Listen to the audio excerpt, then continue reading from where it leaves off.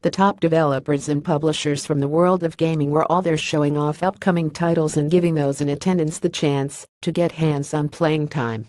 Damian Lucas, gaming columnist, the NEC was packed with everything from all genres and eras, from the first Spectrum and Commodore 64s in the retro section right through to the Xbox One X. There was no doubt which games stole the show, though. The biggest queues throughout the opening day were for the chance to play the new Mario game on the Nintendo Switch, Mario Odyssey, which launches at the end of October.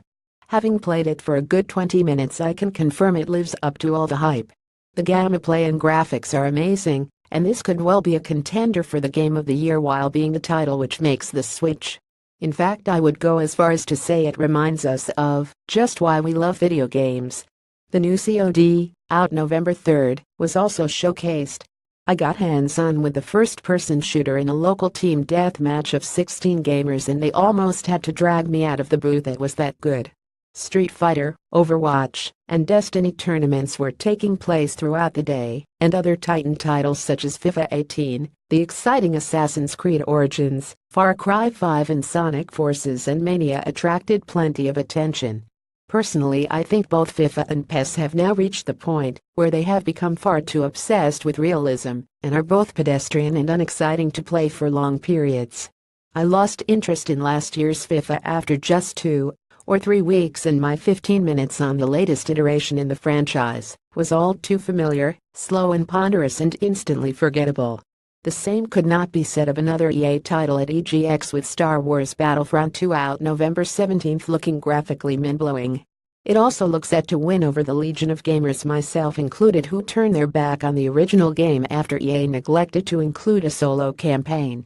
Battlefront 2 addresses that and makes some important improvements to the multiplayer action, all of which were well received at EGX. Another highlight of the day was the return of the great Gran Turismo, which is back with GT Sport October 17th.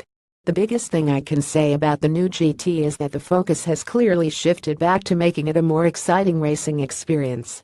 It maintains the huge plethora of cars, 130 and tracks 19 I think, but is less sim and more arcade, which takes it back to its roots, and it is all the better for it.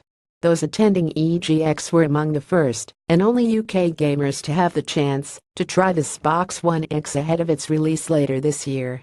Announced at last year's E3, the X is a dramatic upgrade over the standard Xbox One and has been designed to play games in 4K resolution. Older games are upscaled to look more impressive than the original console, and its 6 teraflop performance makes it the most powerful games console ever made. Show attendees put the console through its paces with a games lineup including Forza Motorsport 7, Assassin's Creed Origins, Middle-earth: Shadow of War, Sea of Thieves, and Super Lucky's Tale. Virtual reality was a big deal too, with the PSVR and Oculus Rift proving popular. I was desperate to try out Bravo Team on PSVR, but once given a time slot you play whatever is free, which meant I got to try out Impatient, an experience I won't forget in a hurry. You basically put the headset on and become an impatient at a mental asylum in what is Sony's follow-up to the hugely successful Until Dawn. The result is a terrifying experience, and not for the faint-hearted, as your choices shape the narrative in this surprise scare special. One of my favorite games of EGX, though, was Cuphead, out September 29th on Xbox One. The absolutely gorgeous run-and-gun platform indie video game by Studio Mdra Entertainment is drawn in the style of 1930s cartoons. As Cuphead, you fight a series of bosses to repay a debt to the devil.